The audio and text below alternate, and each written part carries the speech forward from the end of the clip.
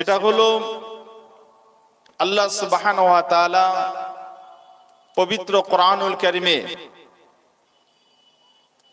তিনি বিস্তারিত আলোচনা করেছেন। আমরা জ্ঞানবান মানুষ এখানে আছি। দুটি কথা আপনারা ভালো করে শোনেন। একটা কথা হলো, মানুষ বলে এক হাতে তালি বাজে না। তালি বোঝেন তো? এক হাতে তালি বাজে না, দুটো হাত লাগে তবে তালি বাজে। আপনি এভাবে আওয়াজ দেবেন, দুটো হাত এক জায়গায় করে তো একটা আওয়াজ হবে।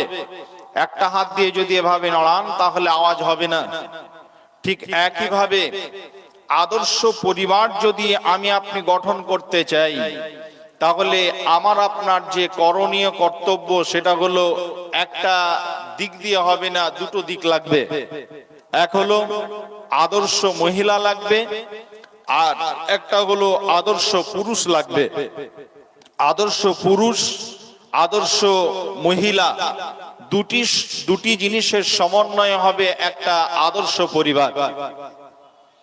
যেমন কোন মানুষ যদি ভাবে আমি পানিতে হাঁটবো, উদাহরণটা শোনেন, কোন মানুষ যদি ভাবে আমি পানিতে হাঁটবো অথচ আমার পানি পায়ে স্পর্শ করবে না, আপনার এক ফুটো পানি আছে, পানিতে হাঁটছেন, আর আপনি বলছেন আমার শরীরে, আমার গায়ে, আমার পায়ে পানি স্পর্শ করবে না, এটা যেমন অসম্ভব, ঠিক একইভাবে আদর্শ পরিবার গঠন করতে গেলে একটা নেককার মহিলা ছাড়া একটা আদর্শ পরিবার গঠন করা অসম্ভব।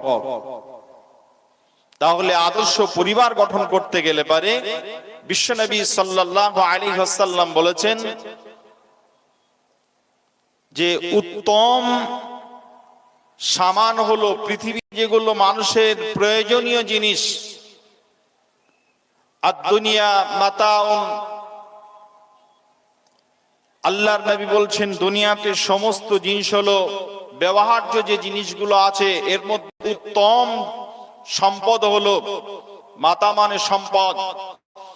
সম্পদ যেগুলো আছে সবচাইতে উত্তম সম্পদ হলো খায়রুল মাতাই দুনিয়া আল মারআতুস সালিহা, উত্তম নেককার একজন মহিলা।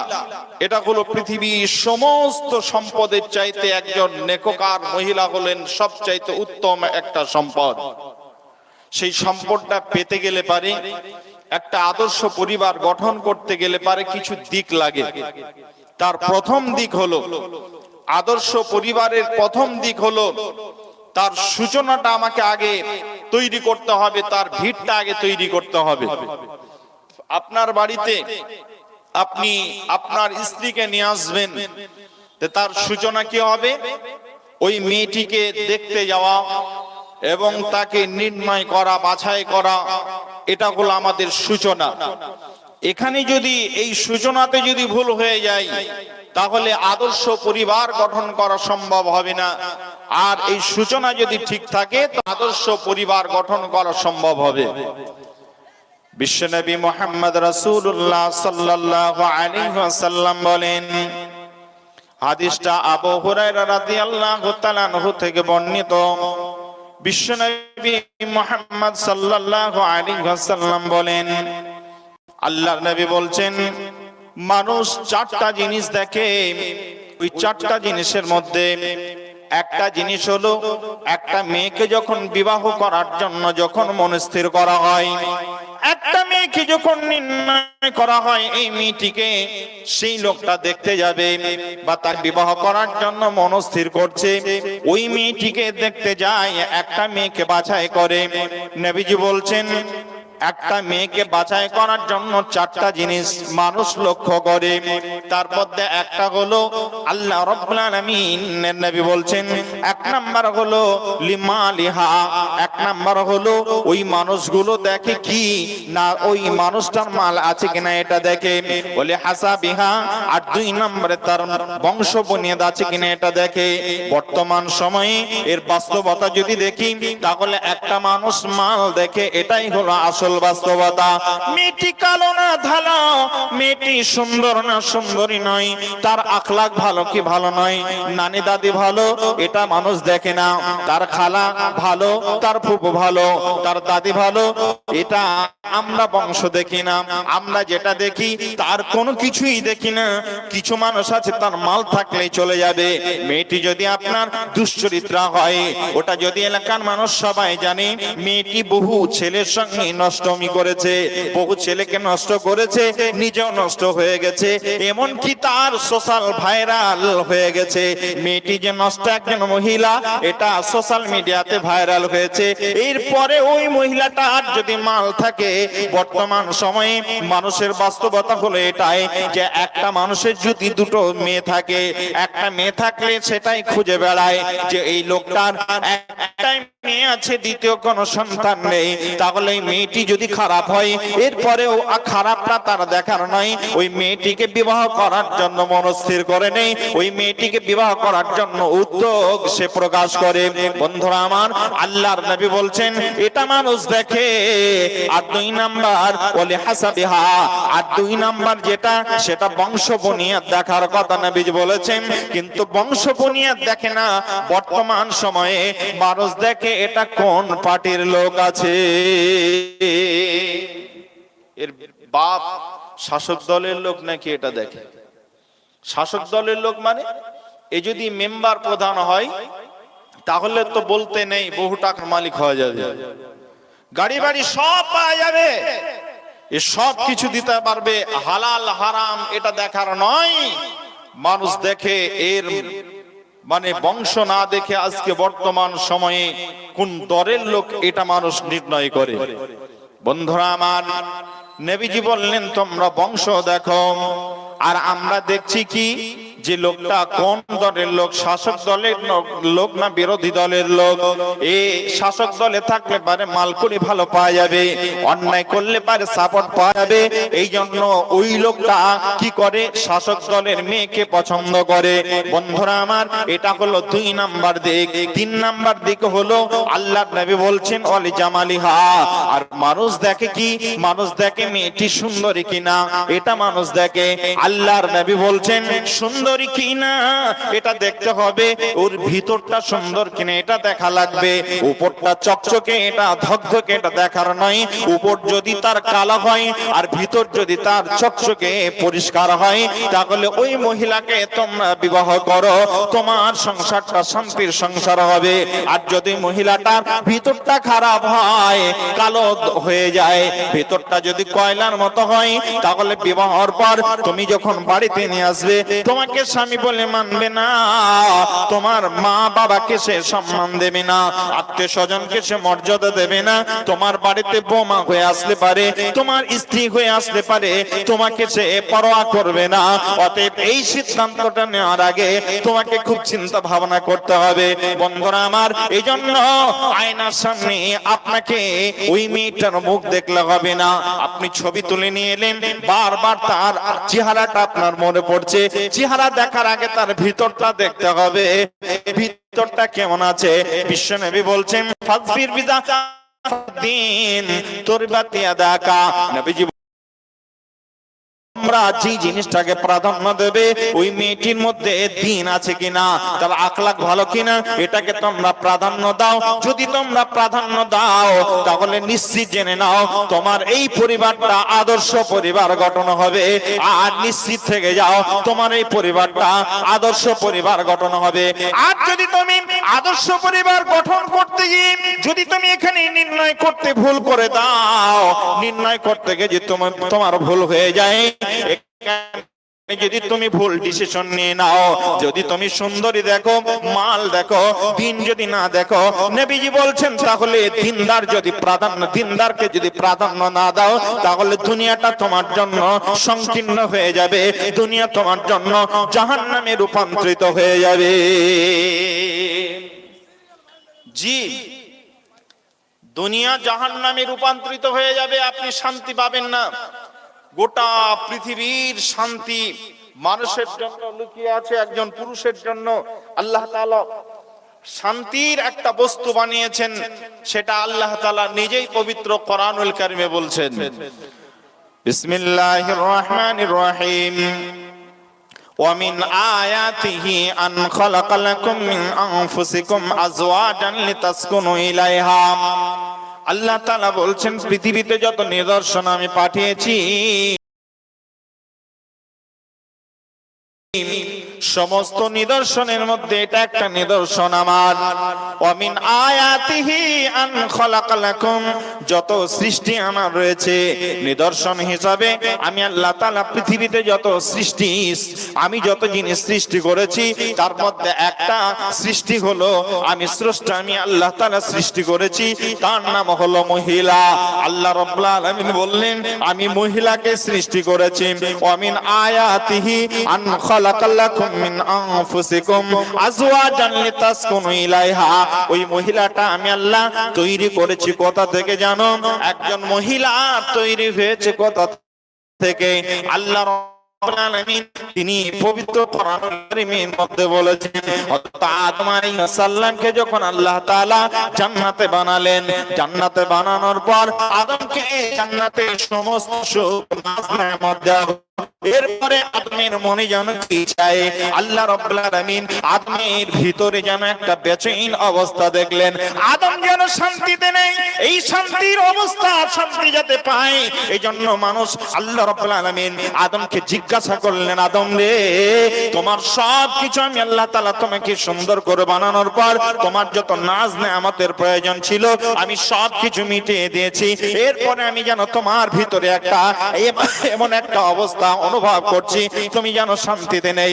একটা মানুষ যদি বড় টেনশনে থাকে দেখলে পারে বোঝা যায়, একটা মানুষ জানের মধ্যে শান্তি নেই, মনের মধ্যে শান্তি নেই, তৃপ্তি নেই, লোকটার বেচৈন অবস্থা থাকবে, লোকটাকে দেখলে পারে বোঝা যাবে লোকটা যেন সুখে নেই, শান্তিতে নেই।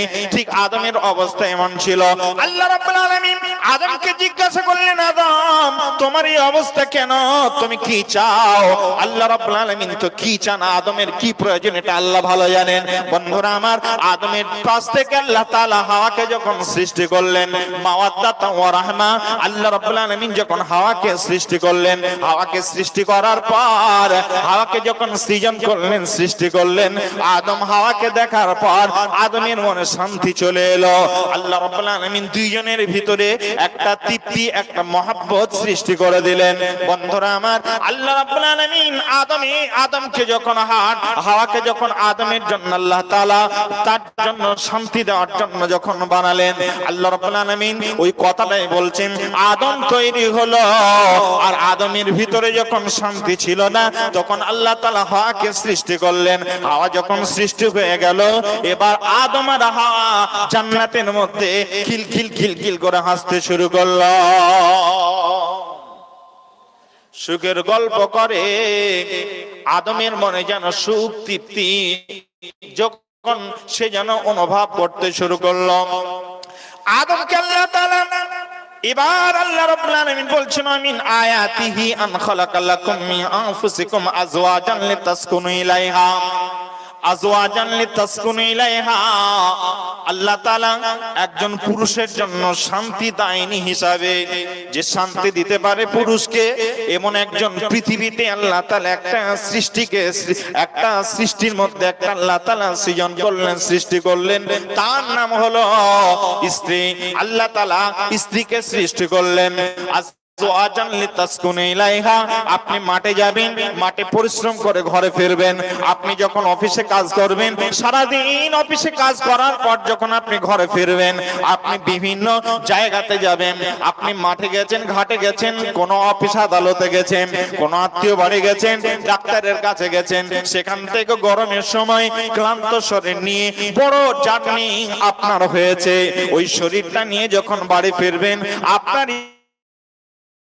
হাসি দেবে, একটা তৃপ্তি পেয়ে যাবেন, আর আপনার পাশে বসে জিজ্ঞাসা করবে খুব কষ্ট হয়েছে, সফরটা খুব বড় ছিল, খুব শান্তি তোমার হয়নি, এটা কষ্টের সফর ছিল, তবে চিন্তা করো না, তুমি একটু শান্তি হও, একটু শান্তি নিয়ে নাও, আমি পাখাটা চালিয়ে দিচ্ছি। গরমের সময় পাখা চালিয়ে দিল, উপরে ফ্যান ঘুরতে শুরু করলো, আপনি একটু সুস্থি নিঃশ্বাস ত্যাগ করলেন।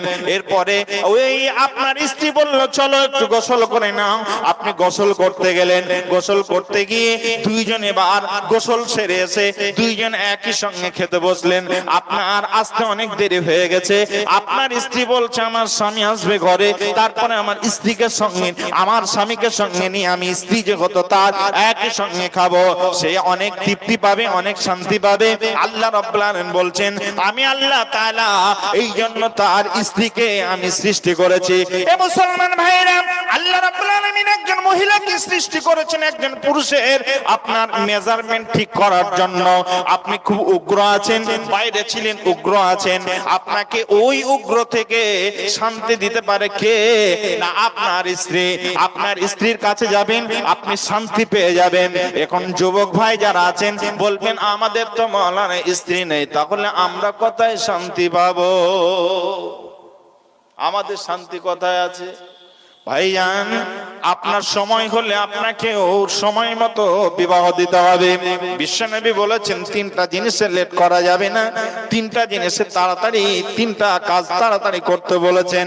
তার মধ্যে একটা হলো যখন একটা মানুষের ছেলে হোক চাই মেয়ে হোক, ছেলে হোক চাই মেয়ে হোক, সে যখন বেচেলার হয়ে যাবে, ওই ছেলেটা যখন আপনার সাবালক হয়ে যাবে, মেয়েটা যখন সাবালিকা হয়ে যাবে, বিবাহর উপযুক্ত হয়ে যাবে, তোমরা লেট করো না, তাড়াতাড়ি বিবাহের ব্যবস্থা করে দাও। বর্তমান সময়ে এখানে যেন আমাদের একটা ভুল সিদ্ধান্ত রয়েছে। কি সিদ্ধান্ত? ছেলে চাকরি পেল না, লেখাপড়া করলো ছেলে, এখন ব্যবসাও শুরু করলো না, তাহলে আমার ছেলে ব্যবসা করলো না, ইনকামের কোন সোর্স পাইনি, এখন বিবাহ দেবে তো খাবো কি, সে খাবে কি? এটা ভুল সিদ্ধান্ত। ও মুসলমান ভাই, আপনি যদি আল্লাহকে রাজ্জাক হিসাবে আল্লাহকে যদি আপনি গ্রহণ করে থাকেন, আল্লাহ রুজিদাতা, সমস্ত পৃথিবীতে যত সৃষ্টি আল্লাহ তাআলা রয়েছে, সকল সৃষ্টিকে যদি আল্লাহ তাআলা রুজি দিয়ে থাকেন, এই টেন্ডেন্সি, এই আত্মবিশ্বাস যদি আপনার মনের মধ্যে থাকে, তাহলে আপনার ছেলেকে যে আল্লাহ খাবার দিচ্ছেন, পানি দিচ্ছেন, যে আল্লাহ তাআলা খাবারকে সরবরাহ করছেন, ওই আল্লাহ আপনার বাড়িতে যে মেহমানটা নিয়ে আসবেন, ওই মেহমানটা আপনার পুত্রবধূ হিসেবে আসবে, আপনার ছেলের বৌমা হিসেবে আসবে, আপনার ছেলের বউ হিসেবে আসবে, আপনার বৌমা হিসেবে আসবে।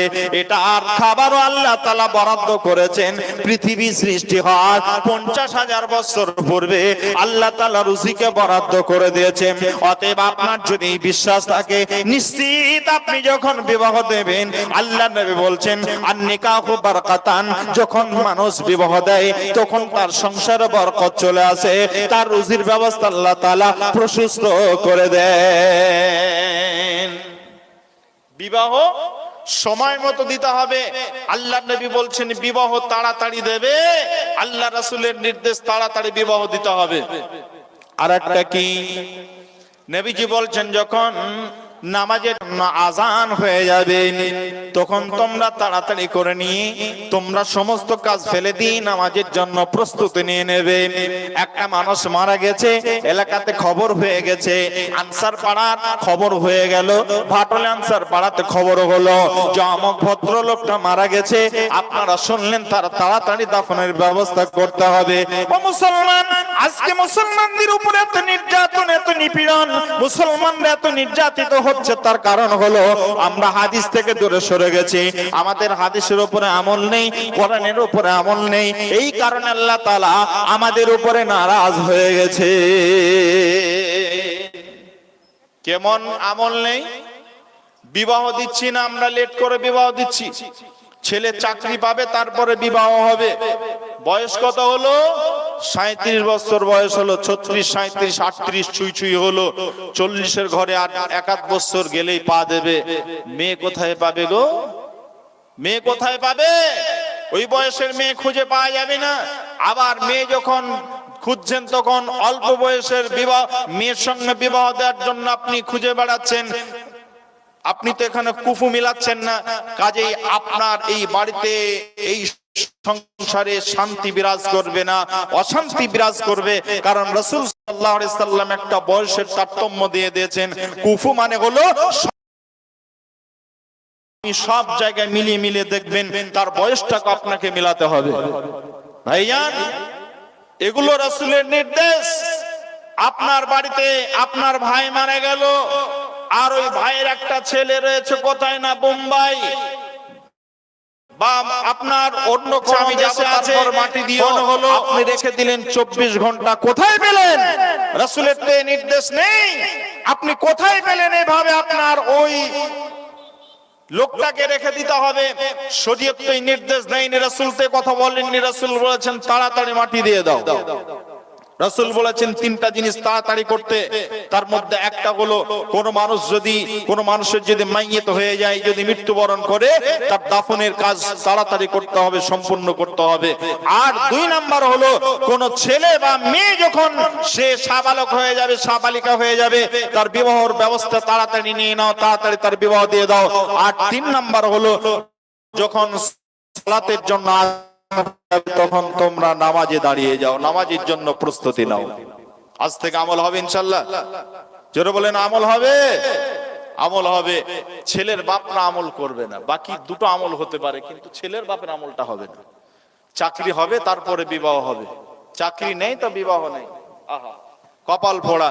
আপনার ছেলে যত রাতে অন্ধকারে এখানে ওখানে আপনার অবর্তমানে আপনাকে আড়াল করে যত গুনাহ করছে, ওই গুনার যে ভাগীদার আপনাকে একটা হতে হবে, হিস্সা নিতে হবে, এটা আপনি ভুলে গেছেন।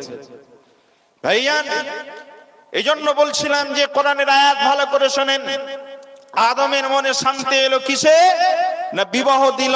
আদমের যখন পাশে যখন আল্লাহ তাআলা হাওয়াকে সৃষ্টি করলেন, তখন আল্লাহ তাআলা হাওয়াকে পাওয়ার পর, আদম হাওয়াকে পাওয়ার পর সে শান্তি পেল, মাওয়াদ্দাতা ওয়া রাহমা। আল্লাহ তাআলা বললেন এই সম্পর্কটা, এটা শুধু আল্লাহ রাব্বুল আলামিন বলছেন এই সম্পর্কটা স্বামী স্ত্রীর সম্পর্কটা একটা মহব্বতের সম্পর্ক। এই মহব্বতের সম্পর্কটা গোটা পৃথিবীর সবচাইতে মধুর সম্পর্ক। এই সম্পর্কটা এত মধুর সম্পর্ক, আল্লাহ সুবহানাহু ওয়া তাআলা বলছেন এই সম্পর্কটার কথা বলতে গিয়ে আল্লাহ রাব্বুল আলামিন বলেন মাওয়াদ্দাতা ওয়া রাহমা। এটা এমন একটা সময় আসবে, এটা একটা করুণায় রূপান্তরিত হবে, এটা একটা করুণায় রূপান্তরিত হবে। ভাইজান, এবার চলুন বাস্তবতায় আপনাদের কাছে নিয়ে যাই। বিশ্বনবী মুহাম্মদ সাল্লাল্লাহু আলাইহি ওয়াসাল্লাম বলেছেন, আবু হুরায়রা রাদিয়াল্লাহু তাআলা আনহু থেকে একটা বর্ণিত হাদিস আপনাদের সামনে বলতে চাই। সেটা আপনাদের সামনে হালকা ব্যক্ত করেছি, এবার আপনাদের সামনে ওই হাদিসের বাস্তবতা নিয়ে আসছি। সেই হাদিসের বাস্তবতা হলো এই যে বর্তমান সময়ে আজকে আমরা আমাদের ছেলের জন্য যখন বোমা নির্ণয় করতে যাচ্ছি, যখন মেয়ে দেখতে যাচ্ছি, তখন মেয়ে কে দেখতে যাবে এটা শরীয়ত বলে দিয়েছে। কে মেয়ে দেখতে যাবে? যদি আদর্শ পরিবার গঠন করতে হয় তাহলে রাসূলের নির্দেশ মেনে আপনাকে মেয়ে দেখা লাগবে। বর্তমানে চলছে কি আর রয়েছে কি? বর্তমানে চলছে কি আর রয়েছে কি? হাদিস কি নির্দেশনা দিয়েছে, রাসূল কি নির্দেশনা দিয়েছে, আল্লাহ তাআলা কি নির্দেশনা দিয়েছেন, আর আমরা করছি কি, এটা আমাদের বাস্তবতায় দেখতে হবে। আমরা যে মেয়েকে দেখতে যাচ্ছি, ছেলে দেখতে যেতে পারে, ছেলে দেখতে যাবে, কারণ ছেলে যখন মেয়েকে দেখতে যাবে তখন মেয়ে ছেলেটাকে দেখবে, দুইজনের মধ্যে পারস্পরিক দেখা হবে। যদি পছন্দ হয় দুইজনকে, তাহলে ওখান থেকে মহব্বত তৈরি হবে। দুই, মেয়েকে দেখতে যাবে কে না, ছেলের মা যেতে পারে, ছেলের বোন যেতে পারে, ছেলের ফুফু যাবে, নানি যাবে, এরা দেখতে যাবে। যাচ্ছে কারা? যাচ্ছে বন্ধু, যাচ্ছে কারা? যাচ্ছে তার চাচাতো ভাই যাচ্ছে, মামাতো ভাই যাচ্ছে। এরা তো যাওয়ার হক রাখে না, এরা যাচ্ছে মানে এখানেই গোলমাল শুরু হলো। আপনার জানা আছে আপনার চাইতে যে এই বন্ধুটাকে আপনি নিয়ে যাচ্ছেন সাথে করে, যে খালাতো ভাইকে নিয়ে যাচ্ছেন, মামাতো ভাইকে নিয়ে যাচ্ছেন, চাচাতো ভাইকে নিয়ে যাচ্ছেন, ওই মানুষগুলোর ভিতরে, ওই আত্মীয়গুলোর ভিতরে আপনার বন্ধু যে আপনার চাইতে দেখতে হ্যান্ডসাম, আপনার বন্ধু আপনার চাইতে আপনার টাকা পয়সাতে অনেক মালদার, সে অনেক মাল তার বেশি আছে, তার গাড়ি বাড়ি ঘর বাড়ি সব ফিটিং আছে, হতে পারে এটা আপনার বন্ধুকে নিয়ে গেছেন আপনার বউ নির্ণয় করার জন্য, আপনার স্ত্রী হিসাবে তাকে গ্রহণ করবেন, নির্ণয় করবেন, এই জন্য আপনি মেয়েটাকে দেখতে গেছেন। হতে পারে উল্টা, যে আপনার ওই বন্ধুর জন্যই মেয়েটা হয়তো পছন্দ হয়ে যেতে পারে। মেয়েটা এ কথা বলতে পারে যে আমি ওকে পছন্দ করিনি, ওই ছেলেটাকে পছন্দ করেছি যেটা আপনার বন্ধু। পাগলা, তুমি নিয়ে যাচ্ছ তোমার বন্ধুকে সাথে করে নিয়ে বউ দেখতে, এটা তো শরীয়ত তোমাকে সাপোর্ট করেনি, এ কথা তো শরীয়ত তোমাকে বলিনি। কোথায় গেলে তুমি? তোমার আমাদের বাড়িতে মাংস হয়নি, ডিম হয়নি, আমাদের বাড়িতে মোটা মাছ হয়নি। ও বাবু, বিবাহ দিয়েছি, সেই দিন ভালো মন্দ খেয়েছি, তারপরে থেকে আজ পর্যন্ত আমার আব্বা মাংস নিয়ে আসতে পারিনি। মেয়েটা বুঝে নিল আমার আব্বা ফকির হয়ে গেছে, আমার আব্বা অসহায় হয়ে গেছে, আমার আব্বার এ ক্ষমতা নেই যে আমার ছোট্ট ছোট্ট ভাইগুলোকে 2 দিনের জন্য, 1 দিনের জন্য, সামান্য 1 বেলার জন্য হাফ কিলো মাংস কিনে নিয়েছে, আলু দিয়ে রান্না করে খাওয়ায়, এই ক্ষমতা পর্যন্ত আমার বাপের নেই। এই খবরটা যখন বাপের, এই খবরটা যখন একটা মেয়ে জেনে গেল, মেয়েটা যখন এই অবস্থা বুঝে নিল, বাপের এই দুরবস্থা যখন জেনে গেল, তখন ওই বাড়ি থেকে মেয়েটা যখন চলে গেল, সে মনে মনে ঘরের মধ্যে গিয়ে রাতে সে সিদ্ধান্ত নিচ্ছে, জালেমের বাচ্চা জালেম, আমার বাপকে সে ফকির বানিয়েছে, আমার বাপকে একদম এতিম, ভাইদেরকে এতিম বানিয়েছে, আমার মাকে বিধবা বানিয়েছে, আমার মায়ের মধ্যে কোনো শান্তি নেই, আব্বার মনের মধ্যে কোনো শান্তি নেই, ছোট্ট ভাইটা পর্যন্ত সে 6 মাস ধরে কোনো ভালো খাবার পায়নি, সে যেন একদম এতিমের মতো ঘুরে বেড়াচ্ছে, ভালো স্কুলে সে লেখাপড়া করতে পারছে না, যে পোশাকটা পরে আছে এটাও যেন এতিমের মতো একটা পোশাক পরে আছে। এই অবস্থাতে ওই বোন যখন সব জেনে নিল, সেলিমে মেয়ে যখন জেনে নিল, মনে মনে রাতে সে সিদ্ধান্ত নিল, আমি ডাকাতের বাচ্চা, ডাকাতের বাড়িতে পড়েছি, আমার জীবন যৌবন সব নষ্ট হয়ে গেছে, আমার যৌবনের এই তাড়নায় আমার বিবাহ দিয়েছে। বাপের সিদ্ধান্ত ভুল ছিল, ওই বাড়িতে বিবাহ দিয়েছে, ডাকাতের বাড়িতে বিবাহ দেওয়া হতো না, বিবাহ দিতে হতো না। ওই জায়গাতে যখন আমার আব্বা বিবাহ হয়ে দিয়েছে, সে তো বড় একজন জালেম, সে একজন বড় ডাকাত, ওই ডাকাতের বাড়িতে আমি কিভাবে থাকতে পারি? এর সিদ্ধান্ত নিল, আজ থেকে ওই বাড়িতে আমি সকলকে শহীদ করে দেব, ডাকাতের টাকা আমি সব উদ্ধার করে নেব, বাপকে এই অবস্থায় রাখবো না, মাকে বিধবার মতো এই অবস্থায় রাখবো না। সে সিদ্ধান্ত নিল, ভাইকে ভালো স্কুলে পড়াতে হবে, ভাই না হলে পারে সে এতিম হয়ে যাবে, কুলি হয়ে, মানে কুলি হয়ে যাবে, এতিমের মতো জীবন কাটাবে। বন্ধুরে, যে বাড়িতে সুখ ছিল, শান্তি ছিল, এতদিন যে বাড়িতে ভাই বোন মিলে, বাপ মা মিলে, দাদু দাদি মিলে এত আনন্দের দিন কাটিয়েছে, ওই বাড়িতে আজকে শান্তি নেই। দাদু যেন একা একা বসে বসে চোখের পানি ফেলে ফেলে কান্না করে। মা যখন একটু আড়াল হয়ে যায়, মেয়েটা আসে আড়াল হয়ে, আড়াল থেকে দেখে মা একা যখন একাকী থাকে, তখন চোখ দিয়ে যেন দর করে পানি ঝরে, কারণ বাপের মাথার উপরে তো এখনো অনেক ঋণের বোঝা বহন চলছে। আজকে ঈদের দিন, এরপরেও আমার 2টো লাইক ছেলে, বড় ছেলে যাদেরকে ফেলে কোনোদিন ঈদ কাটায়নি, ওই 2টো ছেলে আজকে ঈদের দিনে তারা বাড়ি পেল না। কি করে তারা ঈদ কাটালো? আমি তাদেরকে, তাদের মুখে খাবার, আমি মা তাদেরকে খাবার তৈরি করে তাদের মুখে তুলে দিতে পারলাম না। এই টেন্ডেন্সি মায়ের ব্রেনে বারবার এই কথাগুলো ঘুরপাক খাচ্ছে, আর এই ঘুরপাক খাওয়ার কারণে মা সে বারবার চোখের পানি ফেলে ভিতরে ভিতরে সে কান্না করছে। মেয়ে আড়াল থেকে দেখার পর মাকে জিজ্ঞাসা করছে, মা তুমি কাঁদছো কেন? তখন মা চট করে চোখটা মুছে বলছে, বেটি না তো কাঁদছি না। কোথায় কাঁদলাম? তুমি ভুল দেখেছো। সে আড়াল করে চোখটা মুছে নিয়ে মেয়েকে বুঝতে দেবে না, এই সে একটা অভিনয় করার চেষ্টা করলো, কিন্তু মেয়ে তো সে ছোট নয়, সে সব বুঝে নিল।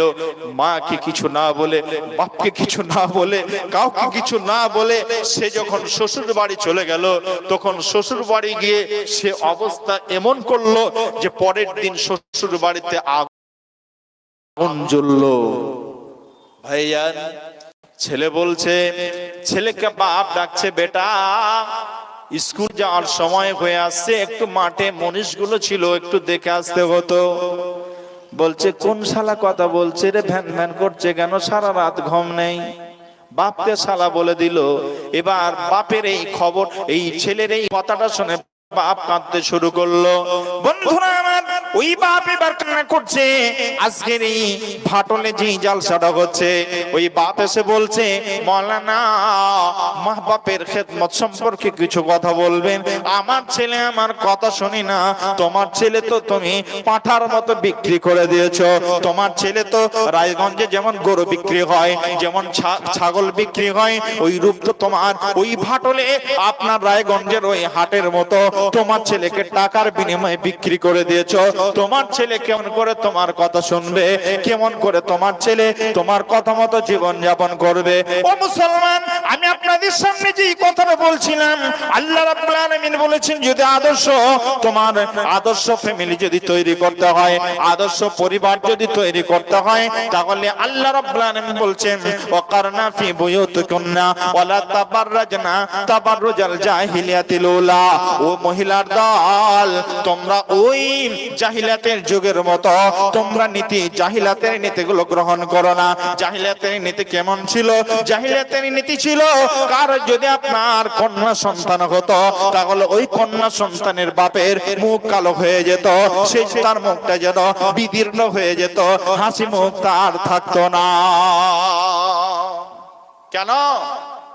তার কারণ হলো ওই সময় মেয়েরা ছিল অভিশাপ। বর্তমান সময়ে ওই জায়গাটায় তৈরি হয়ে গেছে। আমি আপনাদের কাছে যে কথাগুলো বলছি, হয়তো অনেকের খারাপ লাগছে। খারাপ লাগছে কি? জি, একবার যারা আওয়াজ দিয়ে বলি নারে তাকবীর, আর জোরে নারে তাকবীর। ভাইজান, বাস্তব, আপনাদের বাস্তবমুখী কথা বলছি, খুব বাস্তবতা দিয়ে আজকে কথাগুলো আপনাদের সামনে উপস্থাপন করার চেষ্টা করছি। আজকে এই ঘটনাগুলোই ঘটছে। জাহিলিয়াতের যুগে যে নীতি ছিল, আজকে বর্তমান সময়ে ওই নীতিগুলোই আমাদের মাঝে বিরাজমান। আজকে ওই নীতিগুলোই আমরা দেখতে পাচ্ছি। কাজে ওই নীতি থেকে আমাদেরকে সকলকে বাইর হয়ে আসতে হবে কি হবে না?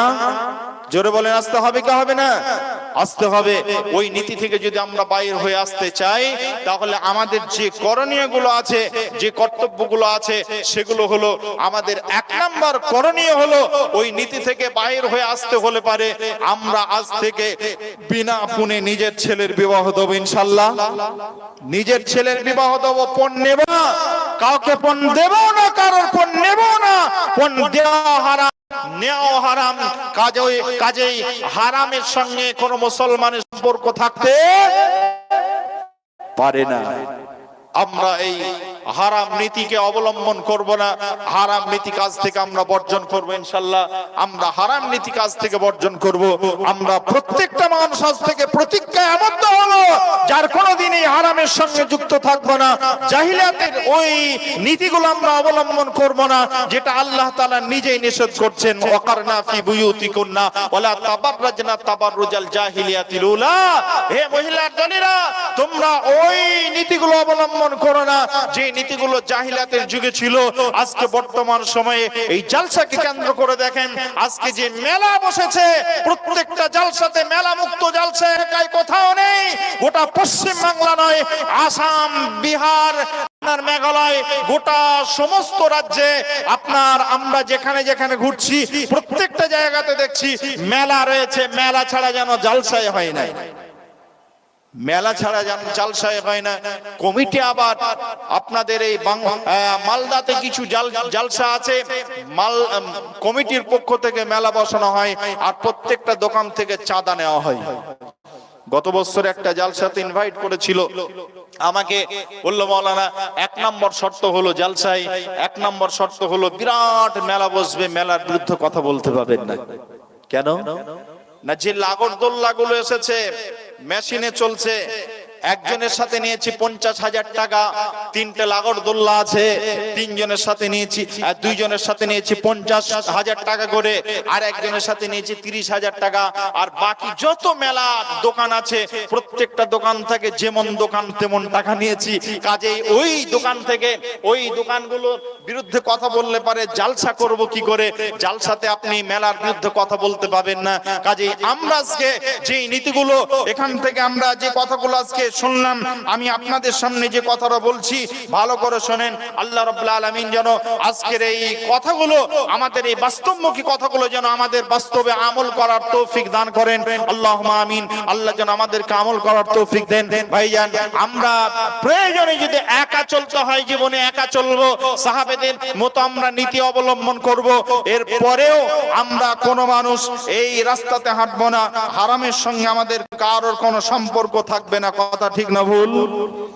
জি, আজ থেকে আমরা প্রতিজ্ঞাবদ্ধ হচ্ছি আর কোনোদিন আমরা হারামের সঙ্গে যুক্ত থাকবো না। আমরা যদি কেউ কোনো শ্বশুর মশাই কোনো মেয়ের পক্ষ থেকে, মেয়ের বাপ যদি আপনাকে খুশি করে কিছু দেয়, ওটা আলহামদুলিল্লাহ পড়ে নেবেন, কিন্তু ডিমান্ড করে কিছু চাইবেন না। তবে এটাও যদি হয় মনে মনে আপনি কিছু চাচ্ছিলেন আর ওটাই দিয়ে দিল, তাহলে এটা আবার আরো ভয়ঙ্কর রূপ নেবে। কাজেই এখান থেকে আমরা সকলেই যেন বেঁচে থাকতে পারি। আল্লাহ আমাদেরকে তৌফিক দান করুন, আমিন। আল্লাহ তাআলা আমাদের সকলকে হেফাজত করুন, আমিন। আমি আপনাদের কাছ থেকে বিদায়ের প্রাক্কালে শুধু একলা যদি চলতে হয় তারপরেও চলবো, ছোট্ট করে দুটি কথা বলে যাই। যদি একা চলতে হয় একা চলবো, তারপর আমরা হারামের সঙ্গে যুক্ত থাকবো না। একলা জীবন একলা মরণ, একলা জীবন একলা মরণ, একলা চলতে কিসের ভয়, একলা জীবন একলা মরণ, একলা চলতে কিসের ভয়। এ দুনিয়ার মানুষগুলো কেউ তো কারোর নয় গো, এ দুনিয়ার মানুষগুলো কেউ তো কারোর নয়। এ দুনিয়ার মানুষগুলো কেউ তো কারোর নয়, স্বার্থ ছাড়া কেউ চলে না, স্বার্থ ছাড়া কেউ চলে না, মনের কথা কেউ বোঝে না, কারোর দুঃখ দেখলে আবার করে দুঃখীর অভিনয়। এ দুনিয়ার মানুষগুলো কেউ তো কারোর নয় গো, এ দুনিয়ার মানুষগুলো কেউ তো কারোর নয়।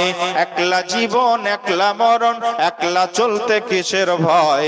এ দুনিয়ার মানুষগুলো কেউ তো কারোর নয় গো, এ দুনিয়ার মানুষগুলো কেউ তো কারোর নয়। কে বুঝবে তোমার মনের কথা, মুছে দেবে সকল ব্যথা। কে বুঝবে তোমার মনের কথা, মুছে দেবে সকল ব্যথা। সেই আল্লাহর সাথে বলো কথা, থাকবে না তো কোনো ভয়। এ দুনিয়ার মানুষগুলো কেউ তো কারণ নয় গো, এ দুনিয়ার মানুষগুলো কেউ তো কারণ নয়। একলা জীবন একলা মরণ, একলা চলতে কিসের ভয়। এ দুনিয়ার মানুষগুলো কেউ তো কারণ নয়। প্রাণ পাখি তুমি ওরে, আপন আপন বলিস কারে, প্রাণ পাখি তুমি ওরে, আপন আপন বলিস কারে।